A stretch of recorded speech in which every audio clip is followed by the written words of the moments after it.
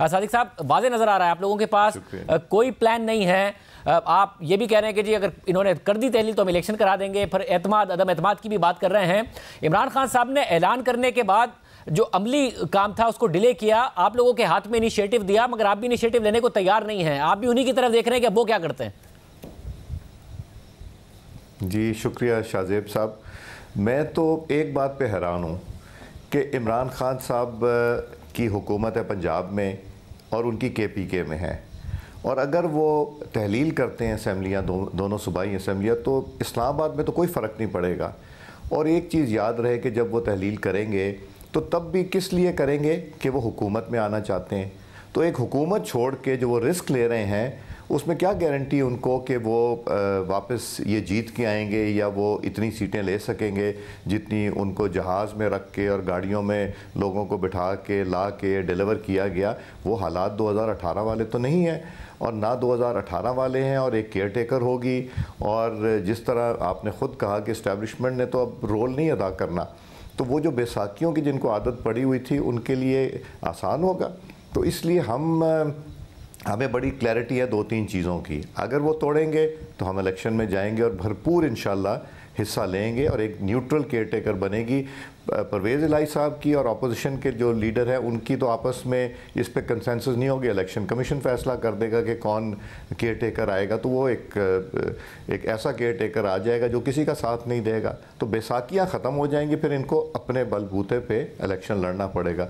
तो हमें इस चीज़ की बिल्कुल घबराहट नहीं है। इलेक्शन में हार जीत होती है, और मुझे याद है कि जब मैं 2013 का इलेक्शन लड़ रहा था तो इमरान खान साहब पीक पे थे, और मैं इमरान खान साहब के ही अगेंस्ट इलेक्शन लड़ रहा था।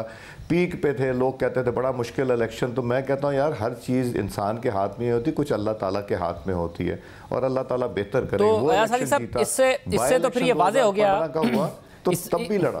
इससे तो ये वाज़े हो गया ना कि आप लोग इमरान खान साहब ही की तरफ देख रहे हैं कि वो जो भी करेंगे आप आगे से उसका मुकाबला करेंगे। ये जो दावे थे कि उनके कुछ अराकीन राब्ते में हैं और हम इन्हें असेंबलियाँ नहीं तोड़ने देंगे, नहीं तहलील करने देंगे, और या फिर अगर कोई परवेज़ इलाही साहब के साथ सूरत निकालने की कोशिश की गई, वो सब अब ख़त्म हो गया है। अब इमरान खान साहब की तरफ आपकी नज़र है कि तोड़ते हैं तो हम इलेक्शन लड़ेंगे, वफाक में नहीं हम असेंबलियाँ जाने देंगे। देखें, इमरान खान साहब की तरफ देखा जा रहा है असम्बलियाँ तोड़ने के हवाले से, मगर आप भी जानते हैं, मेरा ख्याल है किसी से ढकी छुपी चीज़ नहीं, हम अपनी स्ट्रेटजी भी बना रहे हैं, और स्ट्रेटजी उस वक्त डिस्क्लोज़ करेंगे जब वक्त आ जाएगा, और देखेंगे कि क्या हमने ये करना है या इनको तोड़ने दें। सो ये सारी चीज़ें अभी फ्लूइड हैं। और जो चौधरी परवेज़ इलाही साहब की बात है, देखें अगली दफ़ा अगर फ़र्ज़ करें खुदा न खास्ता, जो कि मोस्ट अनलाइकली है, वो पंजाब में हुकूमत बनाते हैं, तो क्या वो परवेज़ इलाही साहब को फिर से चीफ मिनिस्टर बनाएंगे? इसके क्या चांसेस हैं? एक तरफ लेने से पहले 10 दफ़ा सोचेंगे भी नहीं, मगर वो तो कह रहे हैं ना कि मैं तैयार हूं, जो भी इमरान खान कहेंगे उनकी अमानत है, क्योंकि परवेज़ इलाही साहब को आगे ये भी तो नज़र आ रहा है कि उन्हें जो 2023 का इलेक्शन है वो किस तरीके से लड़ना है, किसके साथ मिलकर लड़ना है, और मोनिस इलाही का फ्यूचर किसके साथ है। तो इसका मतलब है ना कि अगर वो इतना बड़ा रिस्क लेने को तैयार हैं और उन्हें पता है कि वो दोबारा वज़ीर आला नहीं बनेंगे, शायद उस्मान बुज़दारी बनेंगे अगर तहरीक इंसाफ जीत जाती है, तो वो ये देख रहे हैं कि वो किसके साथ 2023 का इलेक्शन लड़ना चाहते हैं। उसमें भी उन्हें नहीं नज़र आ रहा कि आपके साथ उन्हें वायबल है उनके लिए इलेक्शन लड़ना। देखें, अभी तक तो ये सिचुएशन है कि परवेज़ इलाही साहब के पास ऑप्शन कोई भी नहीं है, और वो या तो वो अपनी पार्टी उनकी लड़ेगी जो कि वो पोजीशन में नहीं है, अगर लड़ेगी तो वो फिर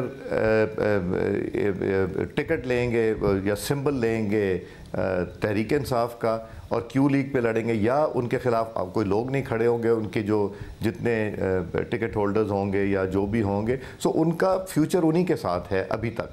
मगर पाकिस्तान है, हमारे रात को बैठ के खाना खाया परवेज़ इलाही साहब के घर, चौधरी शुजात साहब भी थे, दुआए खैर हुई, दुआ खैर होने के बाद सुबह हालात चेंज हो गए। तो ऐसा भी तो कुछ हो सकता है, ये तो पाकिस्तान है, यहाँ तो हर आखिरी मिनट तक कुछ ना कुछ हो सकता है।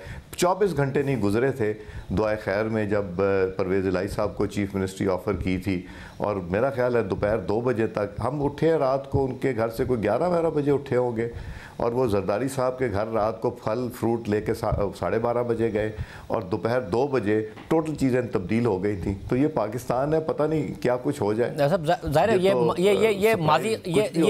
ये माजी करीब का किस्सा है, माजी बईद का किस्सा भी नहीं है। ये सारे हालात वाक़यात हुए मगर आखिर में वो इमरान खान की तरफ चले गए और फिर वो बन गए वज़ीर आला। तो आप अगर उन्हें इस बात की तवक्को कर रहे हैं कि अगर वो माजी में बदल गए थे तो दोबारा भी बदल सकते हैं, तो ऑफर क्या कर रहे हैं? क्या सिर्फ कंटिन्यूटी ऑफर कर रहे हैं कि जी आप रहें बेशक वज़ीर आला, या फिर आगे का भी कुछ ऑफर कर रहे हैं? शाहजेब साहब फंसाने की आप कोशिश कर रहे हैं। मैं कुछ भी नहीं कह रहा। मैं ये भी नहीं कह रहा कि हमने ऑफ़र किया, ना मैं ये कह रहा हूँ कि नहीं ऑफ़र किया, मैं वो भी नहीं कह रहा।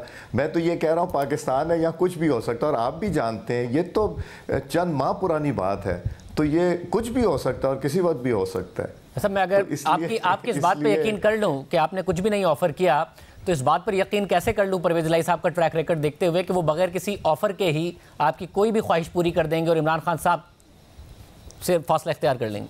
नहीं शाहजेब साहब, मैंने कहा है कि हो सकता है किया, हो सकता है ना किया। मैं ये नहीं कह रहा कि किया है हमने, मैं ये भी नहीं कह रहा कि नहीं किया। वैसे फिर मुझे ये बता दीजिए, आपने कहा ना कि इमरान खान साहब अपनी हुकूमतें गिराकर वापस क्या कर लेंगे? ज़्यादा अगर वो जीत गए तो खैबर पख्तूनख्वा और पंजाब में हुकूमत दोबारा बना लेंगे, मगर मसला है ना कि इतने कोई 65% वो कह रहे हैं कि कैसे करा पाएंगे आप दोबारा इलेक्शन, और फिर अगला इलेक्शन अगर वो जीत गए तो आप पंजाब में और खैबर पख्तूनख्वा में जो वफाकी इलेक्शन लड़ रहे होंगे वो उन्हीं की हुकूमत के तहत लड़ रहे होंगे। आप डस्का में एक एक्सपीरियंस कर चुके हैं क्या हुआ था, तो आप इस काम के लिए तैयार हैं? इमरान खान साहब के लिए लूज लूज सिचुएशन कैसे है? अगर उन्हें नजर आ रहा है वो दोबारा जीत के हुकूमत बना लेंगे और 2023 का इलेक्शन उनकी हुकूमतों के मातहत होगा? बिल्कुल हम बना लेंगे। जो डस्का में हुआ तब तक उनको सपोर्ट थी, कुछ ना कुछ सपोर्ट थी, और बैसाखियाँ इस्तेमाल हो रही थी, अब नहीं होंगी। फिर ये देखें ना, फेडरल गवर्नमेंट इंटैक्ट है, सिंध गवर्नमेंट इंटैक्ट है, बलूचिस्तान गवर्नमेंट इंटैक्ट है, गिलगित बल्तिस्तान इंटैक्ट है, आज़ाद कश्मीर इंटैक्ट है, तो 2 असेंबलियाँ चली गई, इलेक्शन हो जाएगा। ऐसी कौन सी बात है? सब और जब इलेक्शन की पूरी एक्सरसाइज हो जाएगी, जो आपने कहा ना कि बैसाखियाँ चली गई हैं, आप बैसाखियों का एक तो ये कहते थे कि इनकी हुकूमत चला रहे हैं इमरान खान साहब की, दूसरा आप ये भी कहते थे ना कि बैसाखियों की वजह से तो इनकी पार्टी बनी है, जोड़ तोड़ कर पार्टी बनाई गई है, बैसाखियाँ हटेंगी तो पार्टी भी टूट जाएगी, हुकूमत भी जाएगी। हुकूमत चली गई, पार्टी नहीं टूट रही है, यानी जो बल्ला है उसका टिकट बिक रहा है, इसलिए नहीं पार्टी टूट फूट का शिकार हो रही है। देखें, पार्टी टूटी तो 20 मेंबरान उनके आके बैठे हुए हैं आजकल, यहाँ बैठे हुए हैं, और उनके जिस तरह एलाइज थे, आपको याद है MQM उनके साथ एलाई था, आपको याद है बाप पार्टी उनके साथ थी, आपको साथ है अख्तर मेंगल साहब उनके साथ थे एक ज़माने में। तो वो अगर जा सकते हैं तो परवेज़ इलाही साहब क्यों नहीं जा सकते, और बाकी क्यों नहीं जा सकते? और उनके लोग अगर छोड़ के जा सकते हैं और भी जा सकते हैं। तो वो सिचुएशन जो है वो मतलब मुझे तसल्ली है। मैं जिसको कहते हैं ना शाहजेब साहब, मैं ठंड में बैठा हुआ हूँ, और मेरा ख्याल है हमारी पार्टी भी काफ़ी ठंड में, और पीपल्स पार्टी का जरदारी साहब से मुलाकात हुई, तो इंशाल्लाह घबराने की कोई बात नहीं है। सब तो फिर मुझे बताइए, जो ठंड है, इलेक्शन लड़ता है, वैसे वो जो ठंड है वो इस बात की है कि इन्होंने असेंबलियाँ तहलील करनी नहीं है, ये सिस्टम 2023 अगस्त तक चलना ही चलना है, या इस बात की है कि तहलील कर भी दी तो हमारी वफाकी हुकूमत को कोई फ़र्क नहीं पड़ना है, हमने इलेक्शन लड़ना है और इलेक्शन में कामयाबी के लिए आप उम्मीद है? किस बात की ठंड है एग्जैक्टली? जी ठंड एक तो इसकी है कि वफाकी हुकूमत इंशाल्लाह कहीं नहीं जाएगी। दूसरी ठंड इस चीज़ की, जब वो जाएंगे तो फिर वो ऑन द रन होंगे, बिकॉज उनको हुकूमत थी और हुकूमत बनाने जा रहे हैं, वो ऑन द रन होंगे, हम उनके पीछे होंगे, ऑफेंसिव पे होंगे, और इंशाल्लाह it will not be easy for him कि वो उतनी नंबर ऑफ़ सीट्स फिर लेके जाए। ये मेरा यकीन है इंशाल्लाह। और इलेक्शन में हार जीत होती है, घबरा के नहीं लड़ा जाता। एक ज़माने में मेरे जहाँ से मैं इलेक्शन लड़ता था वहाँ 20-20 टिकट के एप्लीकेंट्स होते थे। जब इमरान ने अनाउंस किया लड़ना है तो वहाँ एप्लीकेंट ही 1-2 रह गए थे, तो फिर भी हमने लड़ा ना। मैंने भी लड़ा 2015 का बाई इलेक्शन, आपको पता है कितना मुश्किल बाई इलेक्शन था। ये जो नया बयानिया है आप लोगों की तरफ से कि हम लड़ेंगे इलेक्शन, कर दें तहलील, हम मुकाबला करेंगे, या कि इस वजह से है कि एक तासुर जा रहा था, जैसे नून लीग इलेक्शन से भाग रही है और तहरीक इंसाफ ये तासुर बना रही थी, उस तासुर को जाहिर करने के लिए आप कह रहे हैं कि जी हम लड़ेंगे इलेक्शन, हम नहीं भाग रहे हैं इलेक्शन से? नहीं। अब अगर तहलील करते हैं तो क्या करेंगे हम? वो जिस तरह लॉन्ग मार्च हुई थी कि आज चले फिर रुके फिर चले फिर लेफ्ट चले गए, फिर हम इस तरह का इलेक्शन नहीं लड़ेंगे, हम पूरा डट के इलेक्शन लड़ेंगे।